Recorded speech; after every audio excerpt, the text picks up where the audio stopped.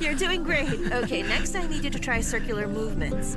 This one's hard. But you need to accept the fact that she's no longer a part of your life. How do you expect me to stop looking for her? You can't imagine what Damian Ferrer is capable of doing. I definitely cannot accept that you sacrifice yourself for me. I simply can't. I know that's why you did it.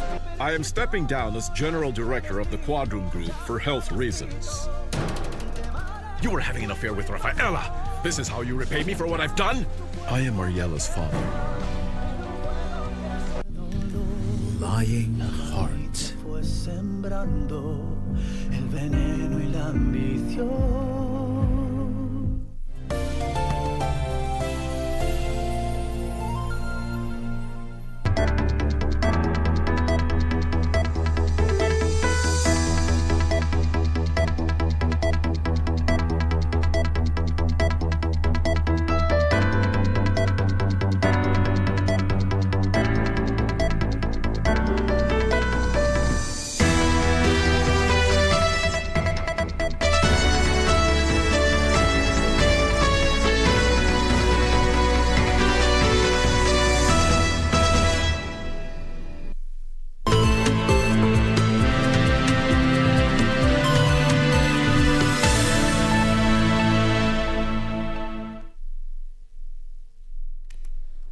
It is the 13th day of April 2022. Good afternoon and welcome. This is KBC Lunchtime News. Glad you could make the time. We have a comprehensive bulletin lined up here for you, and you can also be part of this conversation. Of course, we are live on Facebook, on Twitter, and even on YouTube, not forgetting our KBC app. Your comments, suggestions, or even where you are watching us from are highly welcome. My name is Ben Troy Njue. Anna Wangeshi will be our sign language interpreter for this live newscast. Now, straight to the news. Over 30 people have been arrested and 12 illegal pharmacies closed down in the counties of Mandera, Wajir, and Garissa. The Pharmacy and Poisons Board says the crackdown is aimed at protecting legal businesses and the lives of Kenyans. The Pharmacy and Poisons Board says it will sustain the war on the trade in illegal medicine and ensure only authorized entities and individuals engage in pharmaceuticals. Normal shops were selling unregistered products, painkillers, mainly from neighboring Somalia. And we warned them that this is a product that's supposed to be regulated, that's supposed to be sold by authorized personnel.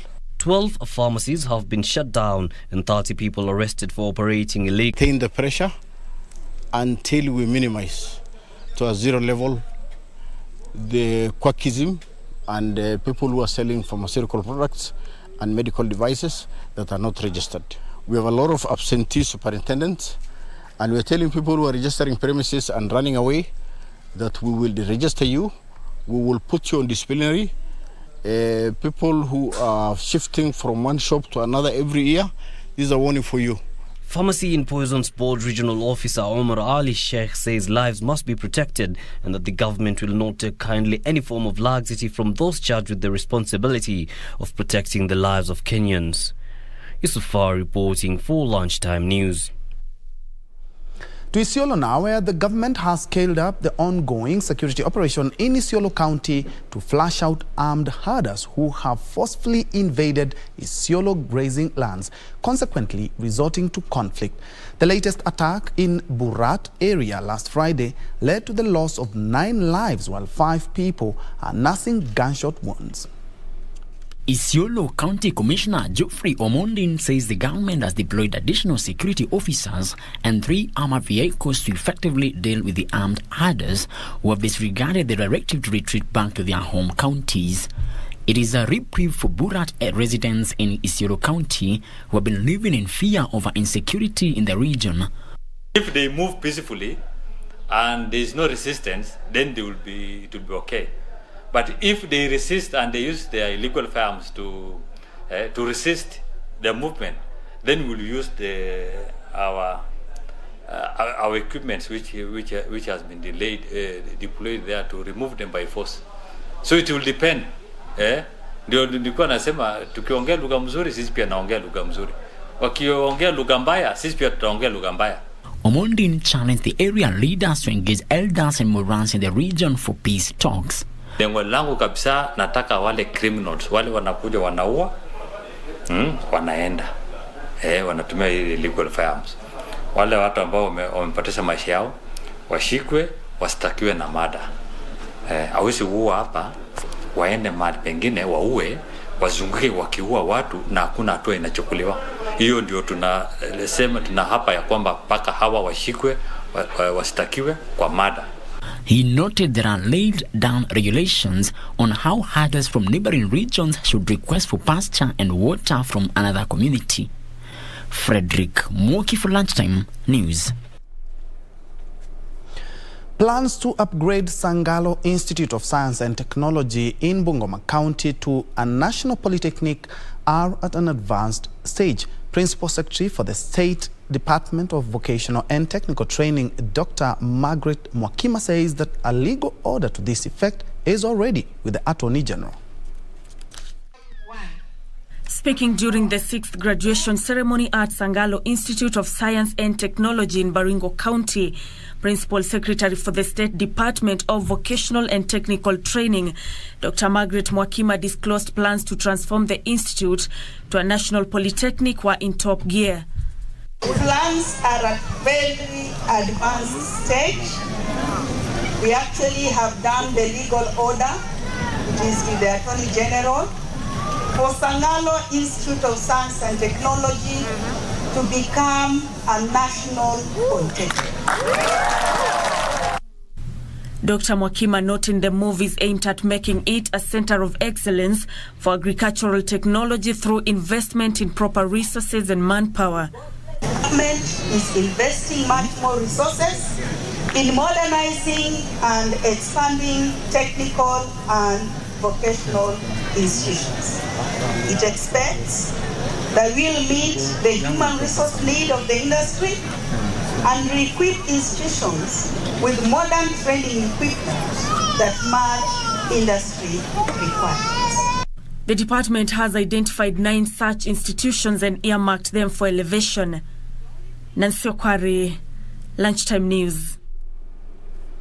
And from Bungoma, we now cross over to the coast, where the Ministry of ICT has organized the Connect Kenya Summit.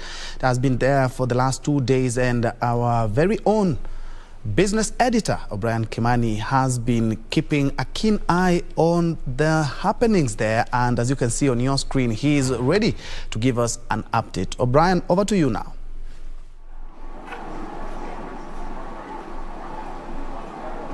Well, thank you very much, Ben Troy Njue back there in Broadcasting House. It is day 3 of the Connected Kenya Summit, and of course a lot of discussions have taken place here, including how to move the digital industry, the digital sector forward, here in Kenya, how to integrate more services within the space, and of course how to integrate the regional economies, through ICT. That's a conversation that we haven't had for quite a long time. The conversation that we have been having is how to integrate countries, through roads infrastructure, ports, airports, and so much. But a new narrative is emerging, how now all the 6 or are they 7 members of the East African community can integrate digitally. That's a very interesting conversation that happened this morning, and I'm now joined by the Principal Secretary in charge of ICT, Jerome Ochieng, and the CEO acting of ICTA, so that we can also have a little bit of more of this conversation. Thank you very much, indeed, bon appetit for your time. It is now day 3. If this meeting was to close today, what would be your take home? Well, thank you very much, O'Brien. And like you rightfully say, there is really great conversation going on in this particular space. This is the only forum that brings about all the industry players in the ICT sector together. And let me appreciate that based on the conversation we are having, we can see really a bright future for the ICT sector in Kenya. We've been going through basically our digital economy strategy, and the conversation we've been having, like yesterday, we had a whole conversation on issues relating to accelerating infrastructure development. This is very key, especially when we come to deployment of ICT solutions, because infrastructure, like you said, infrastructure is like a road. But then on top of that road, then we have the vehicles. So basically our applications are going to be on a reliable, affordable infrastructure. It's a conversation we've had both with the private sector and with government, and we are looking at how do we encourage this. Of course, there's the element of emerging technologies, and we had a very fruitful discussion in terms of how does Kenya leverage on emerging technologies. We are talking about artificial intelligence. We are talking about blockchain. All these conversations are going on very well. Today, we've had a very good day where we are discussing issues relating to digital skills. That as technology changes, as new technology emerges, do we have the requisite skills to be able to sustain, to be able to develop, and to be able to be part and parcel of these emerging technologies? And I think we have had very candid discussions with the industry players, and they've given proposals in terms of where do we need to reskill, for example? What are some of the skills that need to be developed in the market, so that even our institutions of learning, and when they are churning out graduates, they are churning out graduates who are ready for the market. Of course, issues relating to cybersecurity also come into play. Again, we have all those issues relating to online child protection. As we talk about digital learning and our children having access to the internet, is it safe for them? You know, this is an area whereby we are having very candid discussions and looking at how to solve these particular problems. Very good. Another issue that has been raised by the private sector is how government can automate more of its services. Of course, the government has been commended for the services that have so far been digitized through Huduma centers and so much. So what do we need to do more to ensure that more government services, are digitized? Yeah. Very good. Just to continue emphasizing, first step is infrastructure. That we need to continue developing more infrastructure so that connectivity is almost, the digital divide is almost brought to zero. Everybody has access to internet. And for that matter, then, we also now need to look at business processes in re-engineering, whereby I know during the conversation there was a lot of complaints about government bureaucracies, and in the process of automating, we also automated the bureaucracies. The only way to eliminate that is to do a business process re-engineering and actually look at some of the elements or some of the steps within processes of government that can actually be removed, so that technology now takes the center role within the processes. So we need to look at infrastructure development, provision of affordable internet connection, and also the element of many more government institutions re-engineering their processes. And of course, as a ministry, we take a very leading role in this, that we are able to support, we are able to give technical advice, and to be part and parcel of the business processes engineering within the various government institutions. Another issue that has come up is the fact that, despite the fact that, the national government has really digitized a lot of its services, the county government, on the other hand, are lagging behind when it comes to offering or moving their services online. As the ICT authority, I want to hear from you, Dr. Kiprono. What are you doing or are you working with the county governments to ensure that more services are brought closer to people through IT services? All right, thank you. Let me first of all say here that we are here on a very serious discussion.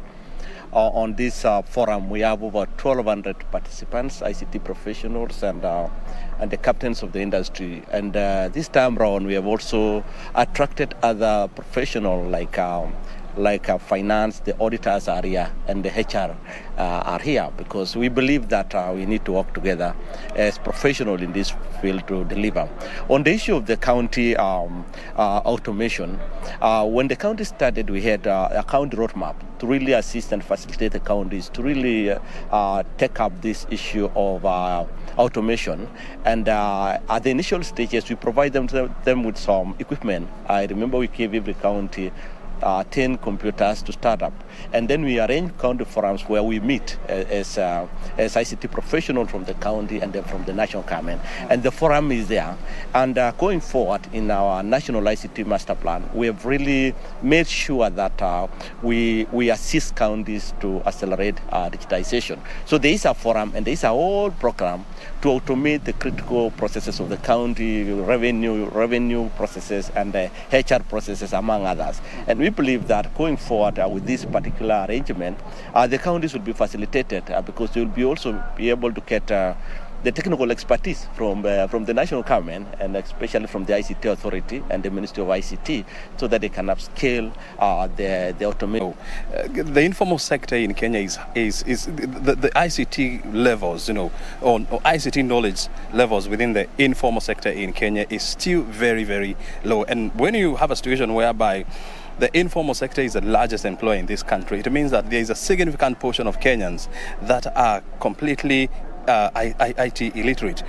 As an authority, are you also working with other government agencies to see how you can upscale IT knowledge levels within the informal sector?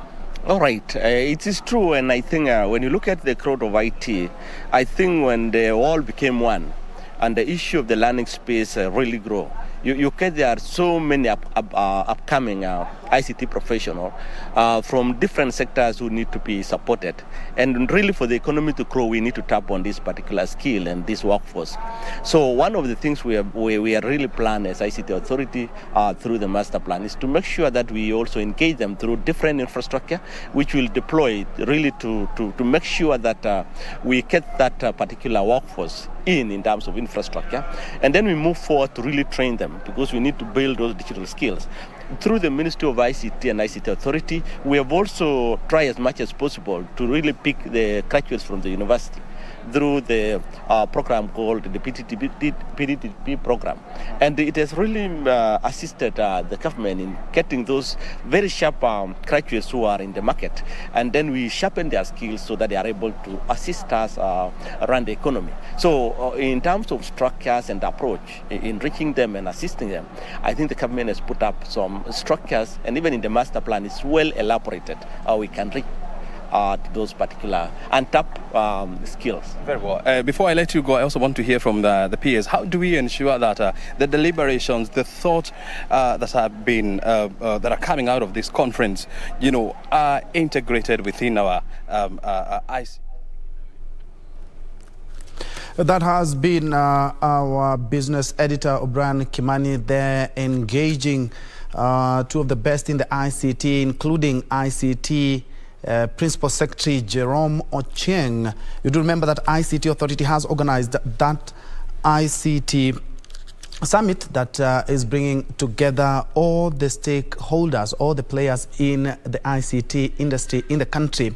And some of the things I've been able to pick up is that they are leveraging to see and encourage emerging technology, how to leverage on new technology, including things like robotics and artificial intelligence.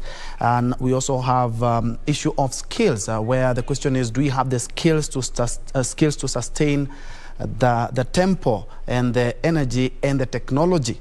And they've talked about their proposals where there's need to reskill and to make the country competitive when it comes to the region and beyond.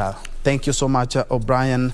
And of course, from there we will be also headed to Langata, where the head of state is expected to officially commission the Ulinzi Sports Complex in Langata, right here in the capital, Nairobi.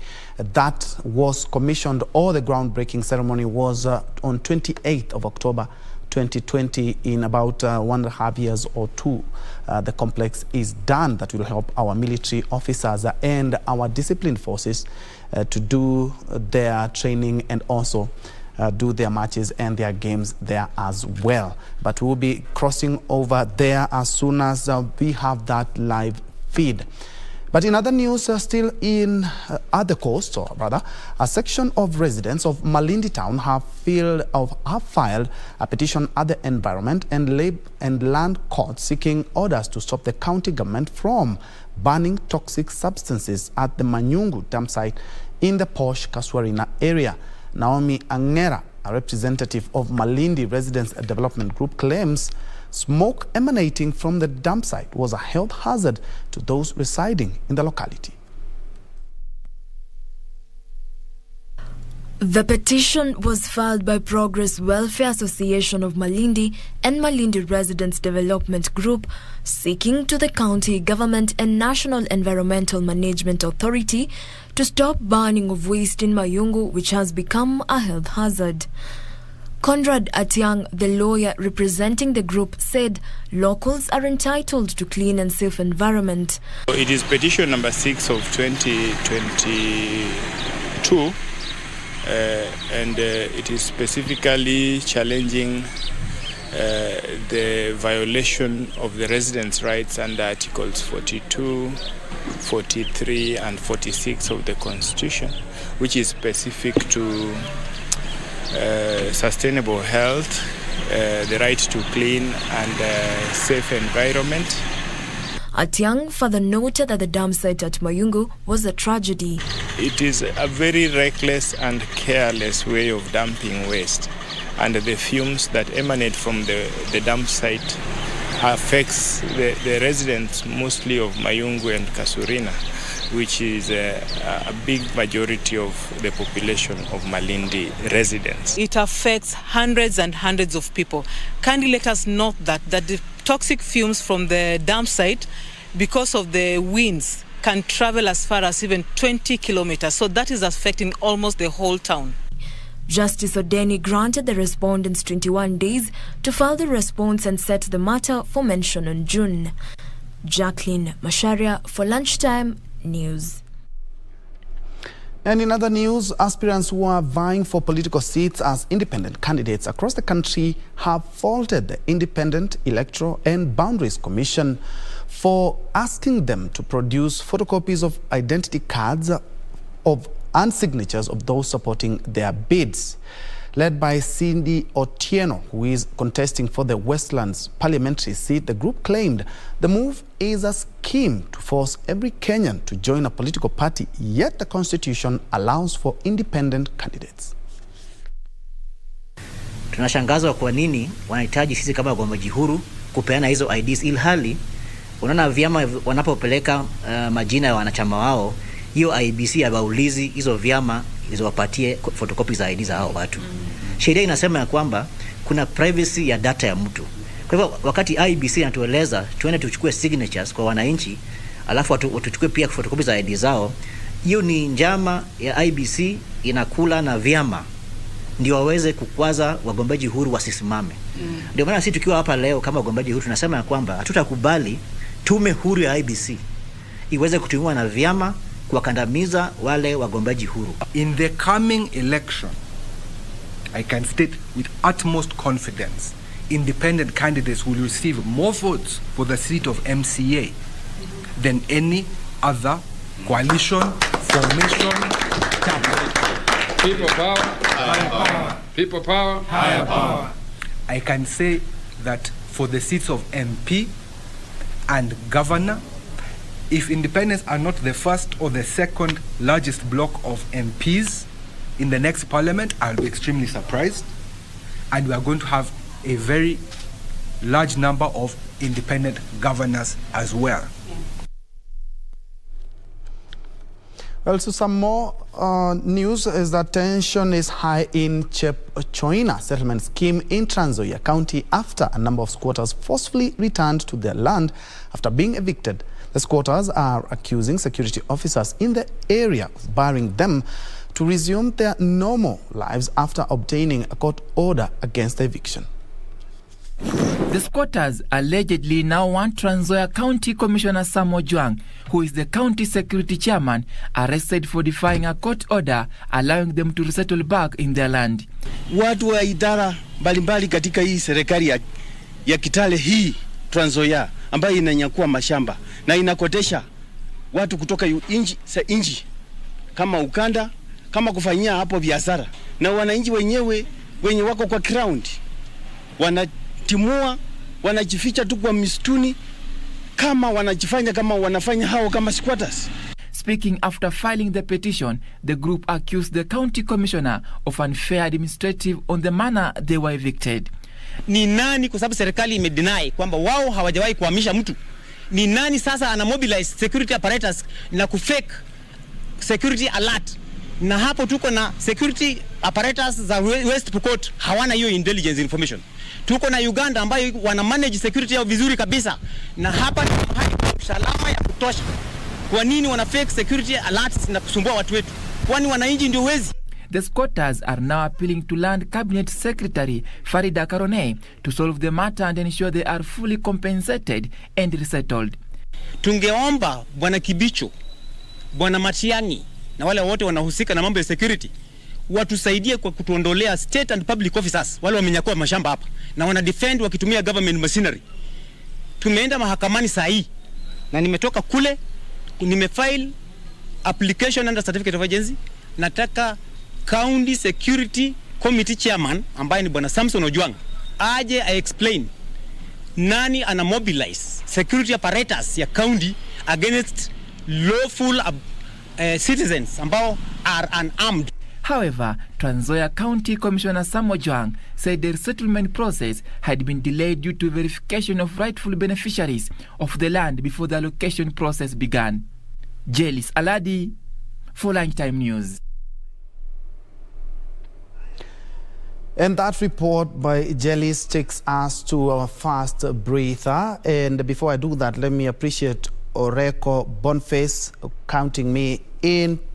And my director, Muhika, informs me that the president has already arrived at the Langata barracks, where he is expected to officially commission the Ulinzi Sports Complex. And as you can see on your screens, is that that is the president's entourage. Remember, this is a facility that is expected to help our men and women in uniform, including Ulinzi Stars, which plays in the Football Kenya Federation FKF League, and also going to help in matters indoor sports. Our boys and girls are very good when it comes to continental and worldwide showpieces. As you can see, that is President Uhuru Kenyatta live from the Langata barracks, where we know very well that it's one of the barracks that has given the boys and women in matters sports. And we have our very own Bernard Okumo, our sports reporter, on standby to tell us or to have a feel of what to expect in today's event. Ben Troy Njue from the broadcasting house. We are here at the Langata barracks, where the Ulinzi Sports Complex is being opened today by His Excellency President Uhuru Kenyatta, who has already made his way to the facility where the 7,500 sporting facility is being commissioned. And of course, this particular stadium is built on the 35,000 acres piece of land here, the Langata